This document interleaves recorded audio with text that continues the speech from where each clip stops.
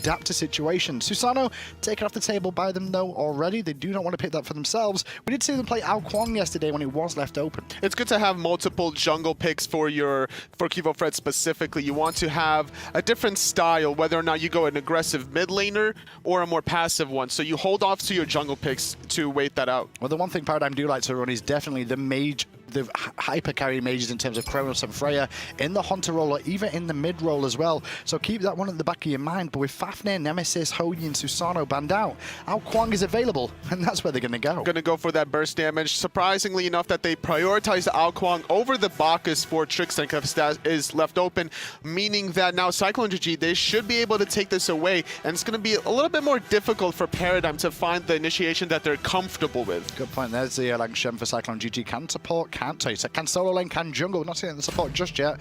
But Vulcan in the mid lane, take that one away from Lobster. Very wise to do that. We saw Lobster play yesterday to great effect. Once a Vulcan gets to the mid to late game, paired up with the Ao Kwang, one meatball can set up so much damage for that execute threshold. I like the counter pick, taking it away from Lobster. The rookie roster here of Cyclone really going to show their stuff today, and at least for the best of their ability. Callus, the only member of this squad that's played before and actually played for Paradigm, so he should have understanding of the Paradigm mechanics, what they're looking to do, what they're looking to feed off. But at the same time, Paradigm, they know Callus. Maybe have some strategies in his book that he snuck from Paradigm during his time there, and wouldn't be surprised to see a different style from CycloneGG. Surprisingly enough, Bach is still open, but Paradigm electing to go for the Neath and the Raven. It's very true. I mean, Callus does like the Ares, but he will take the Bacchus away from Trickstank. Very wise to do so.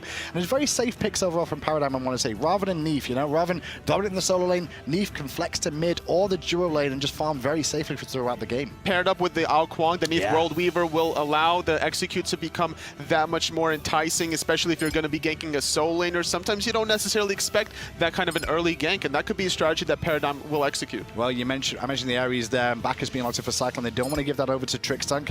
And in response, Paradigm bans out a Weedix to make sure there's no ultimates that are going to come in from the jungle to combine with Vulcan and Bacchus in the trio in mid. The double knockup would be crazy synergy with the Willers, so Paradigm recognizing that, instantly taking that away, as well as the Odin ban, making it very comfortable to pick perhaps an Isis or Ra in the mid lane. Good point. We'll see what they end up picking. I mean, Ra was picked up yesterday by Hungry for More. We're not seeing it today so far. Rama locked in for CycloneGG, though. Nice safe Hunter in that position. Hyper carry status for him as well. Starting to see a lot more action this season. With the Rom pick, we've seen Snoopy play it in the mid lane. They did struggle a lot early game, but once it got to that late game, he did find that pentakill, was able to secure the game for him and the rest of the Sword Boys. But in the early game, it's going to be dependent on Paradigm. Both Funballer and Trickstank, they really like to play aggressive, and that could be taken advantage of. And that Kronos locking could still be a flex here. We've seen Funballer and both Lobster run it as well, and Neath the same way, so we really can't call where it's going to go. Maybe the support will tell us something about what the idea will be here. The Kronos still waiting on their last pick out of Paradigm. It's going to be the Guan Yu, so that's going to be in the support lane. With the Guan Yu, I would assume they're going to look for the Kronos. Specifically, you pair up the wave, you get an easy time rift constantly, the very short cooldown as opposed to the Neath Spirit Arrow, so you can also poke out in between wave. You can use the sustain of the Guan Yu just to have more lane advantage. And then Neath in the mid lane could be a potential there with Lobster to be able to use those Will Weavers to any side of the map from a decent location. CycloneGG, though, back to them again. They technically have Erlang Shen, so they could run him in the jungle, but they may be looking elsewhere. It's going to be the Ymir locked in. With the Bacchus and the Ymir, the team fights for CycloneGG here are pretty solid. The Erlang Shen can provide that long-range route, could set up Bacchus or Ymir for a very easy initiation. I'm really liking Cyclone's comp as long as they can survive the early game. I mean, Deathwalker did run that Ymir in the solo lane yesterday, and it looks like he's going to go back to it again.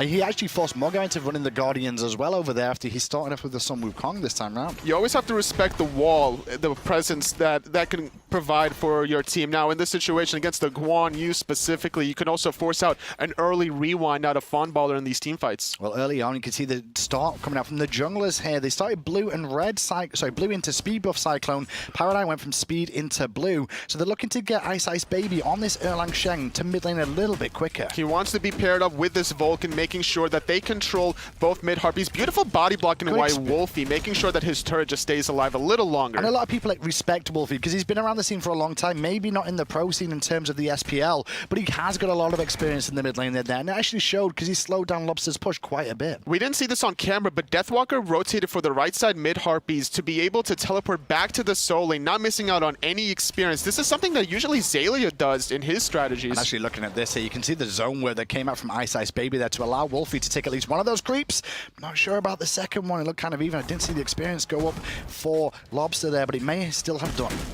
And now Deathwalker is level 3 again. Xaylia's level 2, able to poke him out quite heavily as a result of that early rotation. Look at this, just solo. Xaylia. Could be first blood. Gonna get slowed a little bit. Got to be careful against the Ymir early game. He does deal a lot of damage. Very similar to a Cabrakan in a lot of ways in that laning phase. Just has to be so careful. And now Trixtank playing so aggressive. They're able to outpush the dueling between this Kronos and Guan Yu. Was looking for the rotation on the back left. Harpies hasn't respawned quite yet. So Funballer gonna soak up some solo experience. Gonna hit level 5 first. And now Trixtank's coming in at level 3 for the timing to soak up those archers as well, and actually pressure one more time Cyclone back a little bit, as there is 3 archers, but aggression comes out from Callus. A lot of poke onto Trixtank. Still has meditation left though, and the bait works out for the time being there. He did have to use it though. The problem was he was still absorbing some damage from those archers. Just have to respect that before you aggress. You have to clear those archers. It was a great job, however, on the side of Cyclone, just poking him out. Just continue to farm up here. Vamp Shroud start here for Funballer as well. No boost in tow, but he just stun out to Callus there, and Callus going to take a bit of free poke thanks to the Tallow Assault.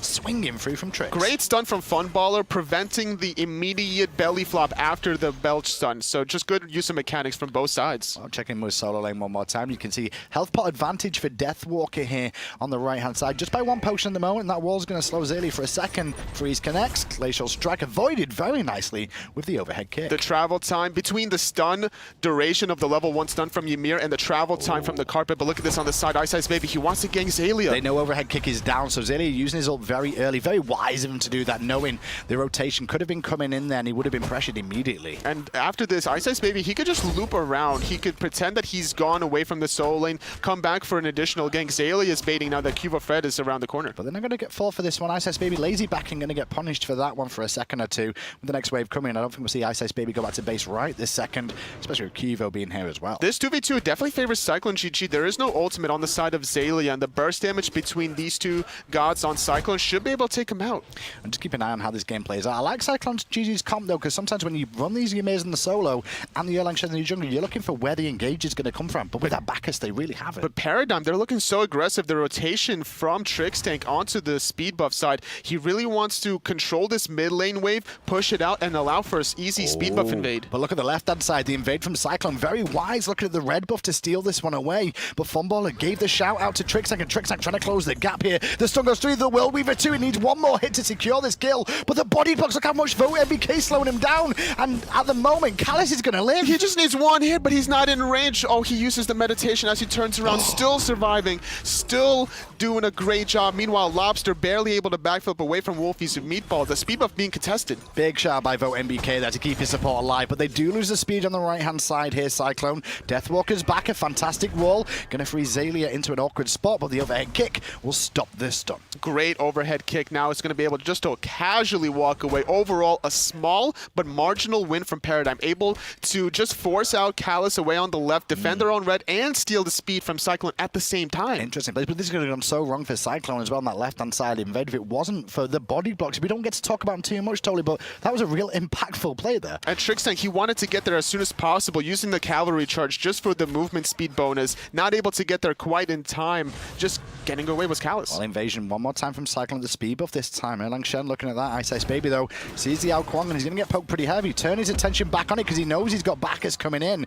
And so Kyuvo will reset for now. He's got Neath back in mid lane, though, so pressure relieved for now on this side of Paradigm. Looks like Cyclone, they're just more contempt about invading and just applying a little bit of pressure. They don't want to commit too hard with the Neath Global. You always have to watch out for that. Trixtank has been making some really good early game rotations, so you have to respect just the sustain that he brings in these early game team fights as well. You mentioned, you know, those global presence from Neath there in the mid lane, where she's got Transcendence online now and starting to stack up, so those World Weavers will start doing more and more. And this is what you want to kind of see here. Pressure onto a Ymir. Kyuvo Fred with an Ao Kuang will be able to support, and even the World Weaver comes through.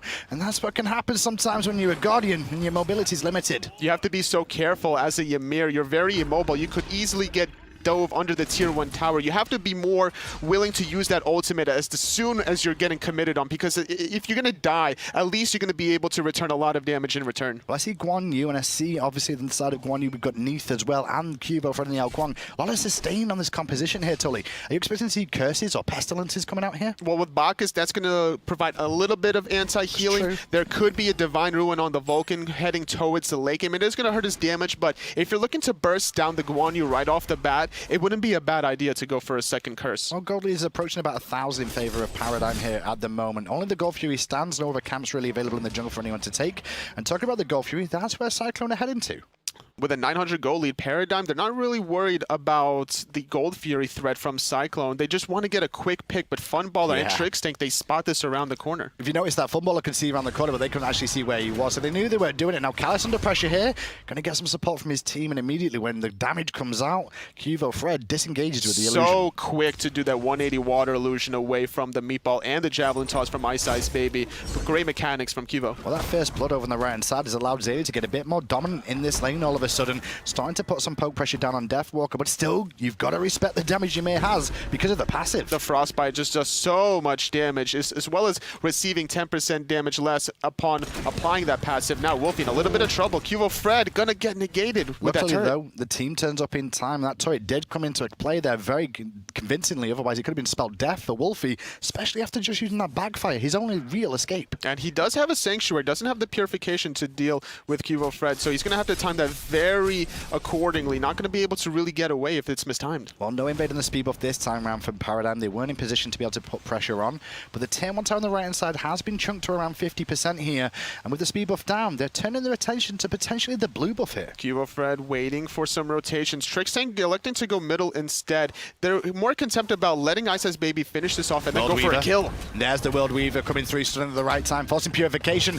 The ultimate was just a little bit too early. Purification was still available, but they still pick up the kill. Doesn't matter because Trickstank comes from the mid lane. He's just been all over the place. Ever since the beginning of the game, he was looking for a speed buff invade around the 3.5 minute mark. Instead, went back to the red buff, and now yet again, upon the second respawns, here he is again. Can we see wards placed at the moment? I just want to see how this is going so far. I mean, Cyclone are placing enough wards on the map, I want to say, at this stage of the game, but they're still managing to get picked off. Now, VoteMBK taking a trade with Funballer here, going aggressive, looking to steal away the balls. Got chunked a little bit, but he'll be okay to limp back to his lane. I would say Funballer with an advantage up until NBK gets some more sustain, whether it's going to be the Devil Gloves or an Aussie. Looking for the Ikaval early on instead, though. Yeah, looking for the extra damage spike from the Ikaval more than anything else. The attack speed definitely plays into a Rama's kit, especially auto-attack focus like Rama is. You want to be able to get off as many Astral Arrows as possible, maybe hit multiple targets during team fights, get somebody low enough, and then use that ultimate to allow the rest of your team to commit to that kill. Well, Trickstank this game going for magical defense after his boot, which he went for Warrior Tabby here, went for the damage and penetration option, which is something you do see, sorry, not penetration, just damage option. You don't see too often, but the magical defense, he's really worried mainly about Vulcan, Bacchus, and Ymir here. He doesn't care about the damage dealers from the physical side. This serves for two options. Number one, he's going to survive against initial burst from Vulcan Bacchus, and number two, if he dives the Vulcan, that's going to be his goal. Just to absorb all that damage, he's going to expect maybe a short ultimate from Vulcan. Lobster level 11 in the mid lane there, about to hit level 12, so we'll have a relic online very, very soon for himself. Still not been back to base recently, I'd say, but he has got that Transcendence finish now, completely stacked. It's good power spike, especially paired up with the Ao Guang like we mentioned. You have to do as much damage to get somebody in that execute threshold. With Trickstank's rotations and Lobster's global presence, Cuvo Fred already with 2 kills. Very patient game from Paradigm. They've just picked their opportunities wisely and actually collapsed on the right targets every single time to just get this lead. And they're not overextending as well. They find the kills, they find the buffs that they need, they reset slowly and surely, and it's only about almost 1,000 goalie coming up at the 10-minute mark, which isn't too much, but more importantly, it's the experience, I would say. 2,500, but Trickstank bite off a little bit here. He has got support from Lobster around the corner,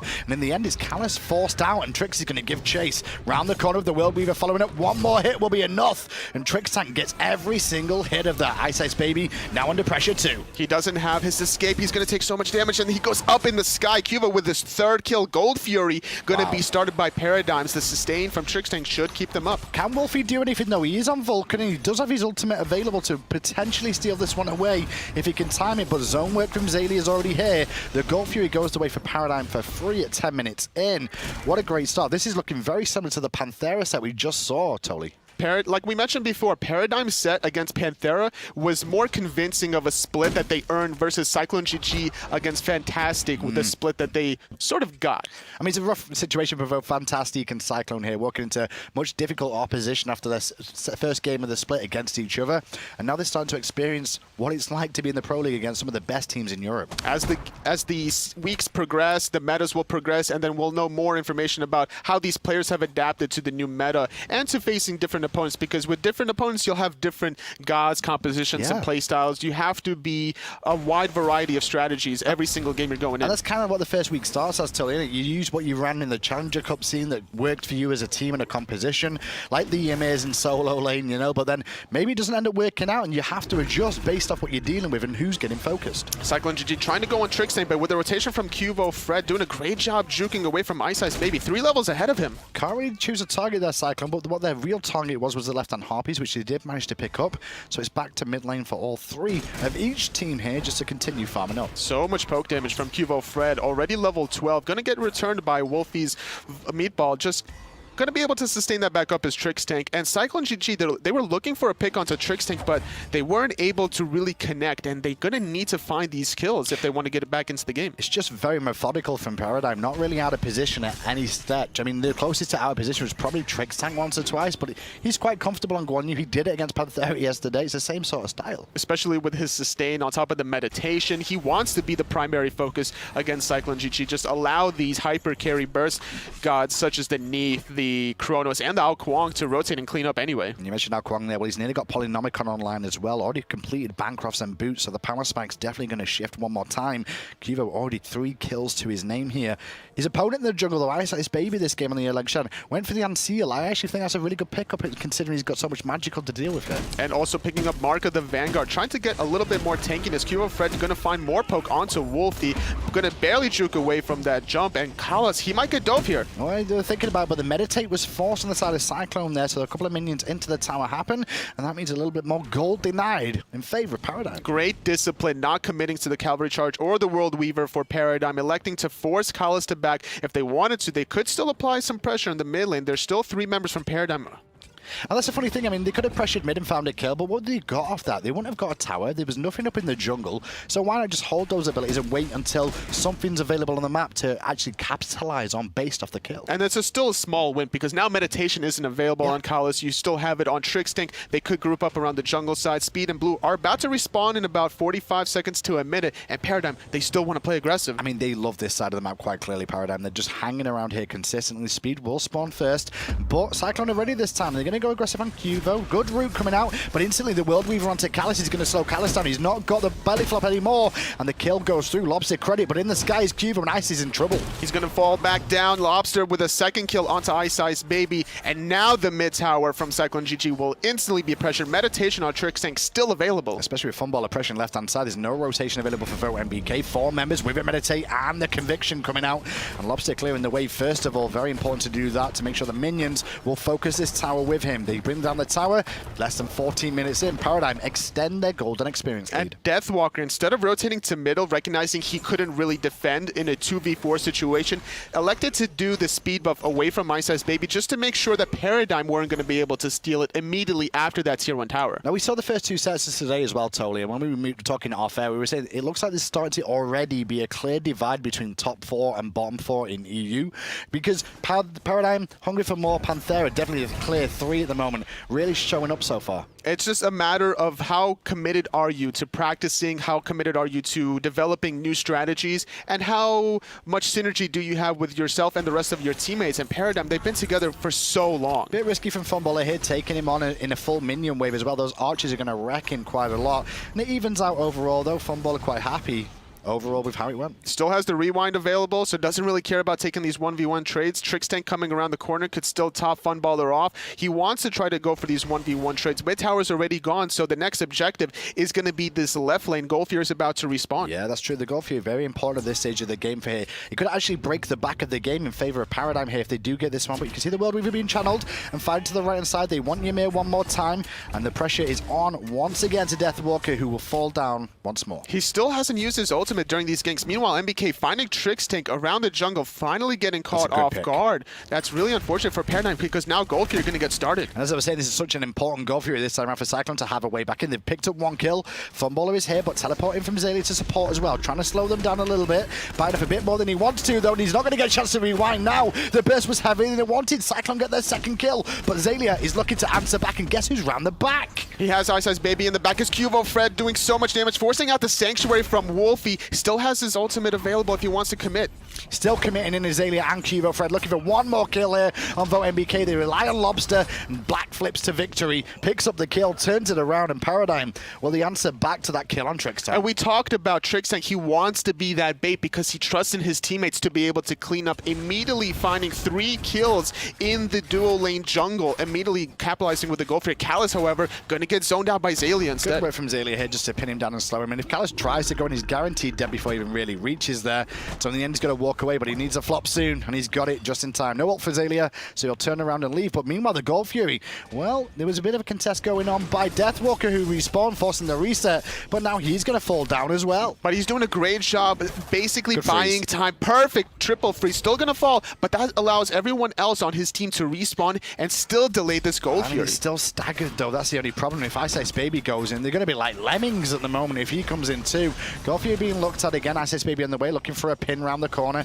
Not going to get there in time, though. Gold Fury to Paradigm. Gold League continues to extend. They're going to extend it to about 6,000, coming up at the 17-minute mark. And now, this is going to be really scary for Cyclone because the teamfight presence from the sustain of the Guan Yu, the burst from Cuvo Fred having the blink, he wants to be able to get on the backline and to shut down Wolfie. That's their only damage. And here's the thing, I mean, kills aren't worth that much in the game of Smite in terms of gold these days, but they're getting 1,000 experience per kill at the moment. That's what they're averaging Paradigm. 1,000 experience per kill shows that every kill is meaning something for them. And more importantly, the experience gap is on the jungler side of things. Cuvo Fred with a 4-level lead onto Ice Ice Baby on the Ao Kuang. This is like what Paradigm really wants to do. Yep. This is how they snowball off of their own aggression. And you mentioned, you know, the Cuvo Fred Ao Kuang there. That last Gold Fury fight, he sat in the backline and waited for people to run away, hoping to just pick up clean up the kills. And in the end, he didn't have anyone low enough, but him and Zaylia still combined and managed to secure that for the team. And that's the experience of such a dedicated jungler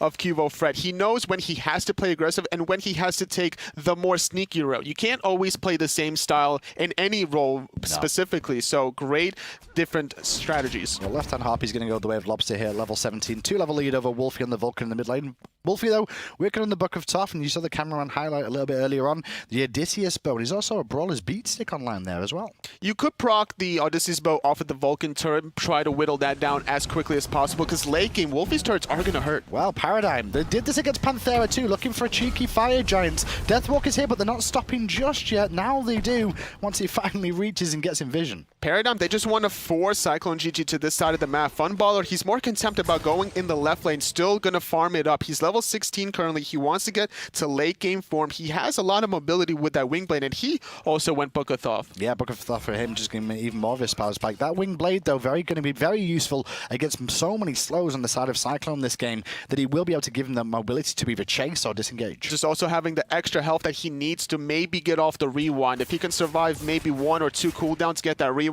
off, that's going to turn the team fight around completely for Paradigm. And now Paradigm, they're not worried about a Fire Giant sneak out of Cyclone, so they're going to commit onto this dueling. And that's why you see Lobster coming around, because him and Funball alone can just take down the tower. If anybody comes in the jungle, Trix Tank will cut them off. And if they get past Trix Tank, well, they've got the other man of Cuvo Fred to deal with. But guess who's dealing with him first of all? It's Vote MBK. Sanctuary is the ultimate, though, and he will live to fight another day. Not for long, though. Spirit Arrow comes through, saves the day. World Weaver, I should say. Cavalry charge going to stun on Callus yet again. Second kill for Paradigm. After getting this tier 1 tower, they should be able to sustain with Trix Tank. They're going to get this tier 2 pretty for free. Deathwalker on the right-hand side. They're electing to just farm it up. Well, he was 3 levels down on Zaylia there. He's managed to close the gap to 2 because of this, but they do lose the tier 2 tower. Forced back to base is Deathwalker on the Ymir now to try and support as they're sieging for a Phoenix already, Paradigm. It's going to be too late, however. This Phoenix is going to go down really quickly. Ice Ice Baby going to fall right away. Deathwalker finding 2 with the freeze, but can't really commit. Phoenix is going to fall there. The wall will buy him a second, but it's still not going to matter. Phoenix falls on the left-hand side, and now Paradigm can limp away to go and get tier 2 towers in the mid if they want. So clean and methodical coming out of Paradigm. Paradigm. Yeah. They didn't want to commit to Fire Giant, even though they flirted with the idea behind it. They forced Cyclone towards the right lane, went towards left, found easy kill from behind. CubaFred yet again doing a sneaky kill, forced the relics, easy cleanup from Lobster, Tricksink, finding the objectives. This is the best I've seen Paradigm look since when they first brought this team together under the name Trig, because it's been a long time since I've seen them perform well at the start of a split. Normally it takes them a while to ramp up and get going, but it looks like they're just all on the same page this time around. They're a little bit further ahead, they're a little bit more focused and ready for the season. It's the fall split. This is the split that's leading up to Worlds. It's now or never for any team in the SPL. You want to be able to show everything you got right now. And at the same time, I mean, some of these boys have just finished completing their schoolwork, which has been keeping them busy for a long time. Trickstank especially, that's why he missed out on DreamHack, but now they've got all the time in the world to focus on Smite. Deathwalker caught in an awkward position, but he still has two mates, CubaFred around the They corner. don't care.